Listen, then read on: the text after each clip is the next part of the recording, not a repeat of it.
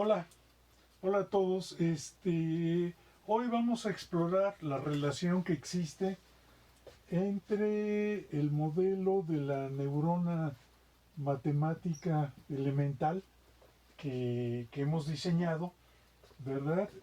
Y simplemente de manera muy rápida voy a recordar que tenemos aquí un vector de entradas.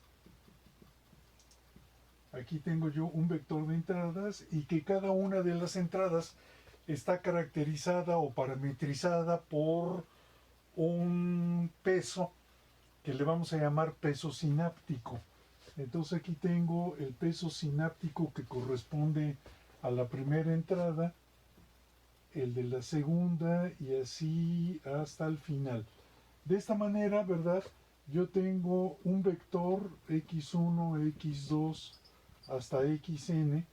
De hecho, desde x0, ¿verdad? Porque permitíamos que se valiera la retroalimentación. Uh-huh.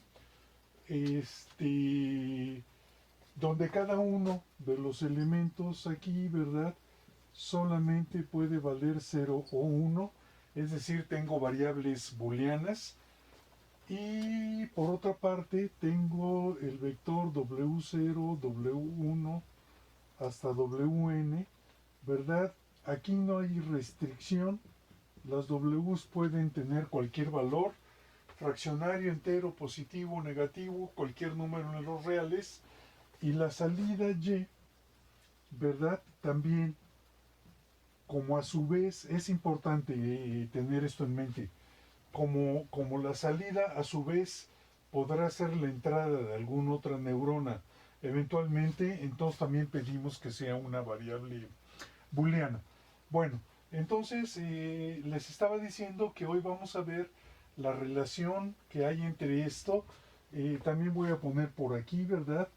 Que la Y es una función de las entradas. ¿Qué función? Es la función h, la función escalón de la suma desde i igual a 1 hasta n de cada una de las entradas ponderada con el peso del canal sináptico.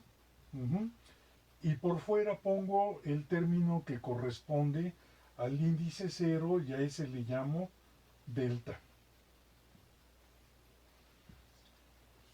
¿Por qué? Porque va a actuar como valor de umbral. Sabemos que la gráfica de h, ¿verdad? Es 1 para sus argumentos positivos y 0 para sus argumentos negativos. Entonces la y va a valer 1 cuando esta suma sea más grande que el umbral y la y va a valer 0 cuando esta suma sea menor que el umbral. Al rato vamos a ver una interpretación geométrica de esto que tenemos aquí en este lado, pero antes quiero completar la frase con la que comencé esta sesión, y es que vamos a encontrar la relación, ¿verdad?, entre la definición de la neurona elemental y el problema del reconocimiento de patrones. Recuerden que si yo tengo una matriz de aprendizaje, o una base de conocimiento, como también se le llama, le vamos a llamar a esta matriz la matriz M, cuyos renglones son objetos, ¿verdad?, divididos en dos categorías. La categoría le voy a llamar la primera categoría, aunque le ponga el índice 0, y a este le voy a llamar, déjenme llamarle con la letra Q, ¿verdad? Y a esta le voy a llamar la segunda categoría, aunque le ponga yo el índice 1, y quedamos que cada uno de los objetos, es decir, de los renglones, está caracterizado por un vector de rasgos o características, ¿verdad?, que lo estoy poniendo como el descriptor de cada una de las columnas. Entonces aquí tengo algún especialista ya me dijo, pues fíjate tú que si tus objetos son personas, y las variables de las columnas son un interrogatorio médico, entonces todas las personas de la primera categoría son personas sanas, mientras que las personas de la segunda categoría son propensas a sufrir una cardiopatía. Ya habíamos dicho, ¿verdad? Las variables pueden ser que si fuma, que si soy sedentario, que si estoy obeso, que si tengo antecedentes familiares, etcétera, etcétera. Si ustedes se fijan, ¿verdad? Más bien, si ustedes lo piensan, así son los interrogatorios médicos realmente, ¿verdad? Va uno con el médico y el médico le dice, ¿tiene usted la glucosa alta, sí o no? ¿En su familia hay casos de cáncer, sí o no? ¿Ha padecido usted, ha tenido usted cirugías, sí o no? Entonces, siempre un interrogatorio médico se puede reducir a variables booleanas. Incluso Incluso cuando las variables que describen la pregunta del médico sean variables continuas, siempre se puede hacer el truco de reducirles a una variable booleana, porque por ejemplo, la glucosa en la sangre, que es un rango continuo, yo puedo ponerle 0 si es menor que 100 y 1 si es mayor que 100, y entonces la cuestión está en que si tengo la glucosa baja, me asigno el número 0 y si tengo la glucosa alta, me asigno el número 1. ¿De acuerdo? Y quedamos que si yo tengo un objeto desconocido, es decir, un vector de características, el problema de asignarle su pertenencia a alguna de las dos categorías es lo que conocemos con el nombre de reconocimiento de patrones. Pues todo esto no es más que el repaso de la clase anterior, pero ¿cómo vamos a relacionar el, el, el, el, la neurona elemental con el problema de reconocimiento de patrones? Pues varios de ustedes ya lo están sospechando desde este momento, ¿verdad? Qué casualidad que el vector de características, que el vector de entradas de la neurona, pues le puse el mismo nombre que el vector de rasgos y características de las columnas de la matriz de aprendizaje. Justamente para eso queremos, ¿verdad?, la neurona elemental. Yo quiero la neurona elemental que haga la siguiente función, que si le meto un vector que sea el descriptor de un objeto, me haga la clasificación automática y me diga el individuo está sano, el individuo está enfermo. ¿Juega?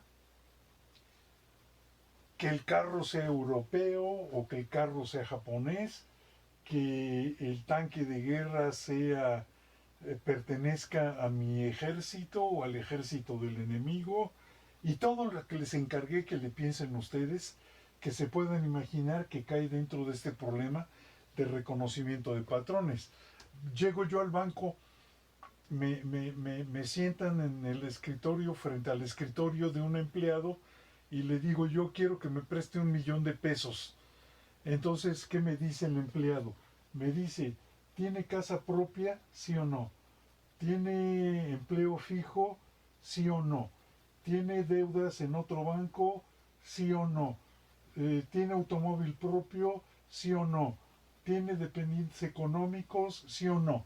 Es decir, me somete también a un interrogatorio de respuestas booleanas, y después, con su experiencia, el empleado del banco dice, este tipo pertenece a la categoría, a la primera categoría, no le presto nada, o pertenece a la segunda categoría y sí le presto lo que me pide.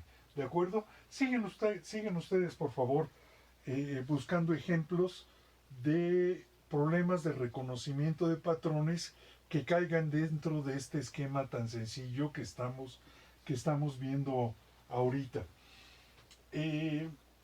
¿Cómo vamos a utilizar la red neuronal para que nos ayude a un problema de clasificación o de reconocimiento de patrones? Pues fíjense ustedes, ¿verdad? Que este vector no lo controlo yo. Este vector va a ser un renglón de la matriz de aprendizaje y ese es un conocimiento previo. Ese es un conocimiento que ya se tiene como dato. Entonces, los vectores que corresponden a todos los renglones de la base de conocimientos, no tengo yo control sobre ellos. Esos ya me fueron proporcionados por el especialista. Entonces, por ahí no le puedo mover. Pero donde todavía no he puesto ninguna restricción es en el vector de los pesos sinápticos. El vector de los pesos sinápticos hasta este momento es un vector de parámetros libres y eso lo voy a utilizar yo para enseñarle a la neurona elemental. Se me está olvidando un detalle importantísimo. Históricamente, el modelo de la neurona elemental recibe el nombre que le dieron sus proponentes de perceptrón. ¿Qué quiere decir? Que de aquí en adelante yo voy a decir, consideren ustedes una neurona elemental, o también les voy a decir, consideren ustedes un perceptrón. Así le vamos a llamar a este modelo tan sencillo, el perceptrón. Y fíjense ustedes, se los voy a comentar de manera verbal, como un relato, como un cuento, y ahorita pasamos a escribirlo con garabatos matemáticos, cómo va a ser el funcionamiento mediante el cual el perceptrón nos va a ayudar en el problema de reconocimiento de patrones. Primero que nada, yo tengo que impregnar el perceptrón con la información contenida en la matriz de aprendizaje. Matriz de aprendizaje también le he llamado, ¿cómo le llamé? Base de conocimiento, ¿de acuerdo? Es lo que contiene el universo de la información que poseo yo en este momento. Los médicos cardiólogos me dijeron, tus primeros R renglones de la matriz corresponden a individuos sanos, mientras que los últimos renglones de tu matriz corresponden a individuos enfermos. Eso no lo hago yo, eso me lo tiene que dar el especialista y es información necesaria de entrada. El problema que yo voy a resolver es traer el vector desconocido, el nuevo individuo, y aprender a clasificarlo. Va a ser maravillosamente sencillo. Abran bien los ojos, que se los voy a platicar ahorita, aunque lo escribamos en forma de garabatos después. Vamos a manipular el vector W. ¿De qué manera? De la siguiente manera. La primera categoría son sanos y la segunda son enfermos. Recuérdenlo ustedes muy bien, por favor. Presento yo el primer renglón a la neurona elemental. ¿De acuerdo? La información va a transitar de izquierda a derecha. Lo presento yo. Hago la multiplicación por el vector de los pesos sinápticos. Calculo yo esta función, que es la función escalón, y evalúo la salida. Es decir, implemento esta función que tengo yo abajo. pero se los voy a comentar en forma algorítmica.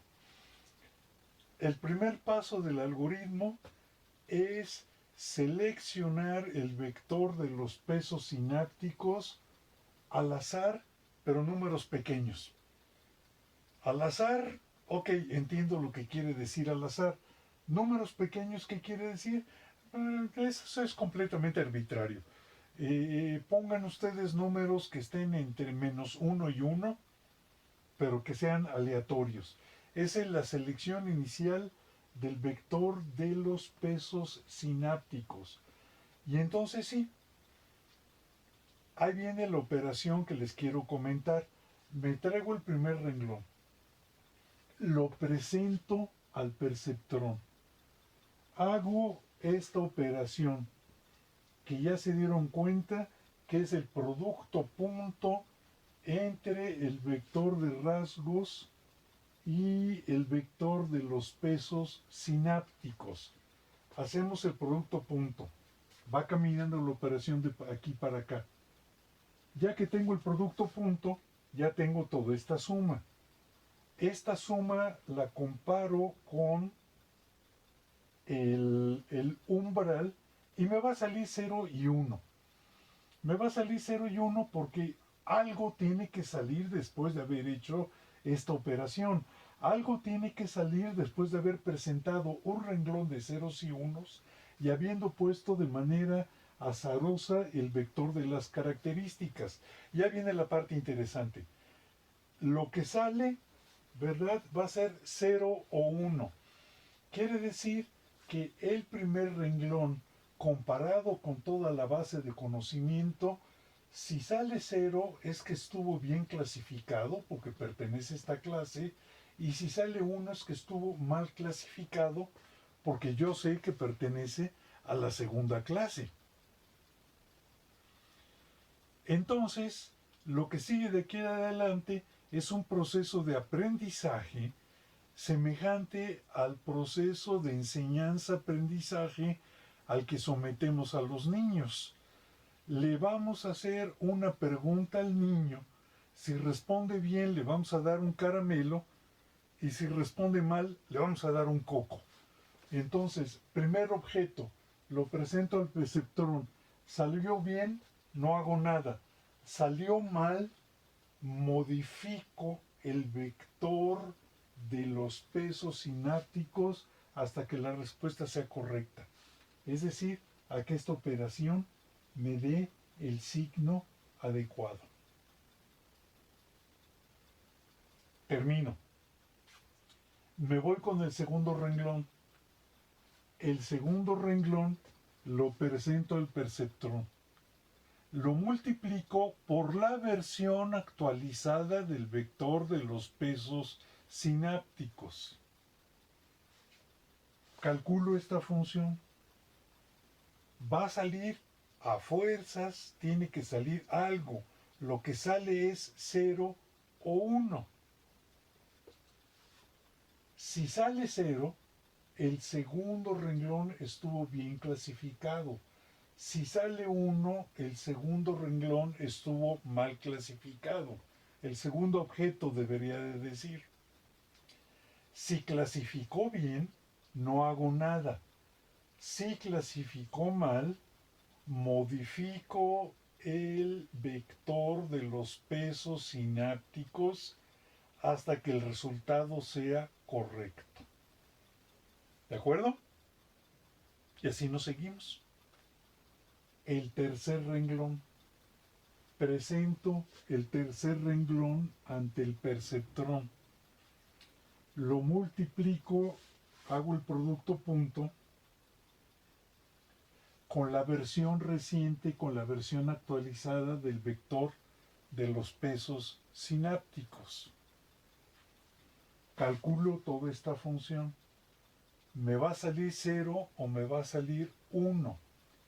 Si sale 0, clasificó bien y no hago nada. Si sale 1, clasificó mal y modifico el vector de los pesos sinápticos hasta que la clasificación sea correcta. Repitan ustedes este procedimiento hasta agotar todos los renglones de la matriz de aprendizaje, de nuestra base de conocimientos. ¿Qué va a suceder una vez que yo agoto la base de conocimiento? Que el vector de los pesos o características sinápticos, el vector de los pesos sinápticos va a estar impregnado de la información, de una información muy importante, de la información que hace que los objetos de la primera clase formen un grupo homogéneo, parecido entre sí y que sea distinto al grupo de los objetos de la segunda clase, que a su vez también forman un cúmulo o un grupo de objetos que son parecidos entre sí más de lo que se pudieran parecer a los de la clase 1. Esa información ya está aquí.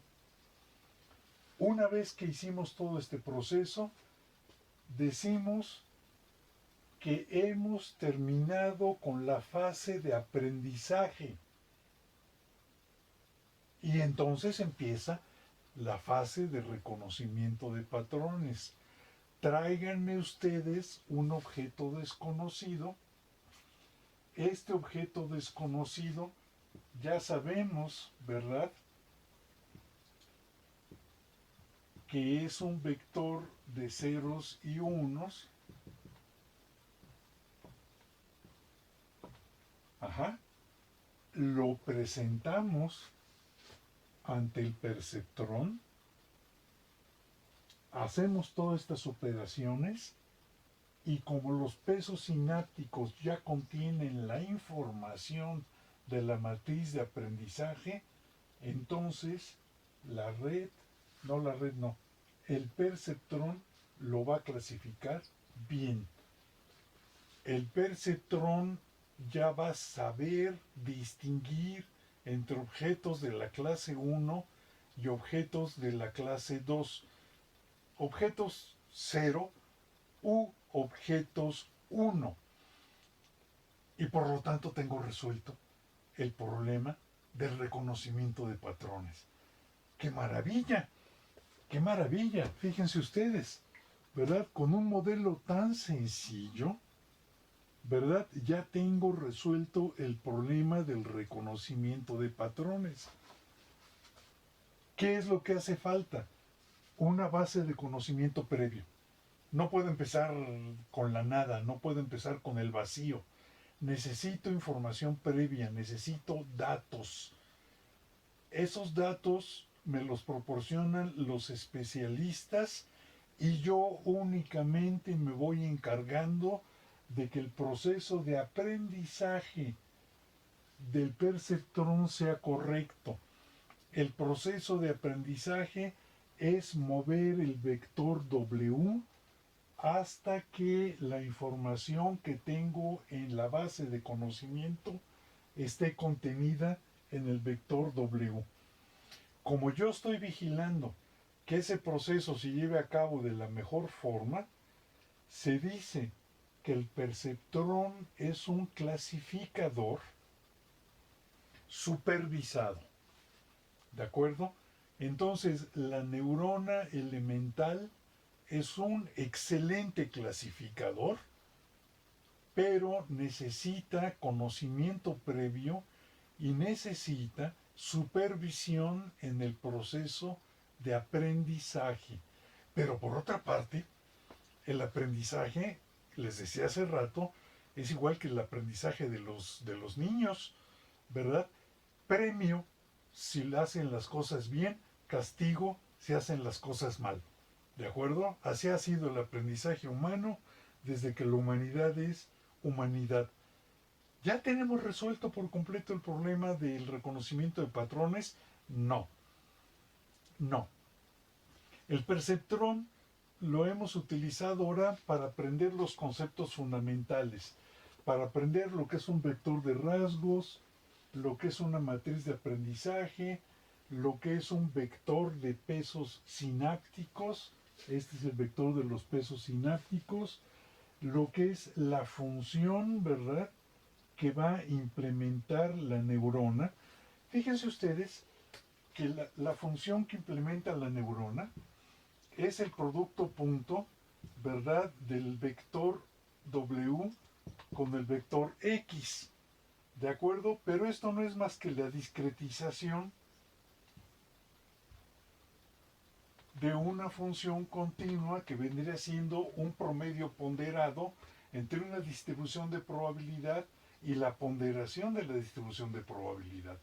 Entonces, por eso es que decimos que el perceptrón multicapa, la función que implementa es una integral truncada, una integral discreta, ¿de acuerdo? Es un procesador digital que implementa una integral discretizada y la compara con un umbral. De aquí viene la no linealidad. Hasta aquí el proceso es lineal, pues es una combinación lineal de un vector con unos coeficientes. Pero en el momento que yo introduzco la función de corte y la función de umbral, en este momento estoy introduciendo la no linealidad en todo este negocio. Bueno, ¿qué tal se entendió esto? Les estaba confesando hace ratito que hemos utilizado este esquema, el pizarrón ya se volvió todo un relajo, ¿verdad? Pero si ustedes siguieron el hilo de la discusión, en este momento espero que ya se entienda lo que es el perceptrón, lo que es la matriz de aprendizaje, lo que son los vectores de rasgos, lo que son los vectores de los pesos sinápticos, presentar la información al perceptrón, modificar los vectores de rasgos y obtener una salida. Y la salida solamente puede ser 0 o 1, es decir, clasifica bien o clasifica mal. Por favor, en este momento tienen ustedes que tener, si es que se entendió lo que acabo de decir, tienen que entender dos dudas fundamentales y que son legítimas. Pero quiero que las elaboren ustedes. Quiero que las elaboren ustedes y les vamos a dar respuesta aquí mismo en la siguiente sesión. ¿De acuerdo? Ok, nos vemos a la próxima. Permisito. Chao.